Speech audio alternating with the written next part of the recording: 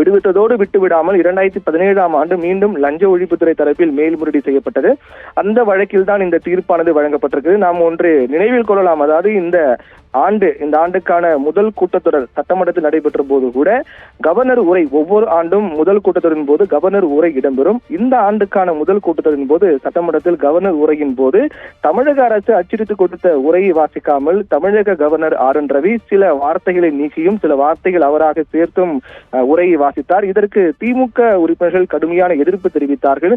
அதோடு மட்டுமில்லாமல் கவர்னர் வாசித்த உரையை அவை இந்த பதிவில் இடம்பெறாது என்றும் அது நீக்கப்பட்டு தமிழக அரசு அச்சடித்து கொடுத்த உரை மட்டும்தான் அவை குறிப்பில் இடம்பெறும் என்று அறிவிக்கப்பட்டது. அப்போது தீர்மானங்கள் முன்மொழியப்பட்டன. அதற்கு எதிர்ப்பு தெரிவித்து பாதியிலேயே தமிழக கவர்னர் ஆர்.என். ரவி வெளியேறினார். அப்போது திமுக சட்டமன்ற உறுப்பினர்கள் எதிர்ப்பு தெரிவித்தார்கள். அப்போது உயர்கல்வித்துறை அமைச்சராக இருந்த பொன்முடியும் கூட சைகை மூலமாக அவர் தெரிவித்த அந்த செயல்கள் எல்லாம் மிகப்பெரிய விமர்சனமாக மாறியது. இப்படியாக ஒவ்வொரு முறையும் குறிவைக்கப்பட்டு தாக்கப்படுகிறார்களா என்ற விமர்சனங்கள் மத்தியில் தான் இந்த தீர்ப்பால் வழங்கப்பட்டு தண்டனை விவரங்கள் வெளியாக இருப்பது என்பது வரக்கூடிய நாடாளுமன்ற தேர்தல், அதை தொடர்ந்து சட்டமன்ற தேர்தல் என்ன தாக்கத்தை ஏற்படுது என்பதை நாம் பொறுத்திருந்தான் பார்க்க வேண்டும்.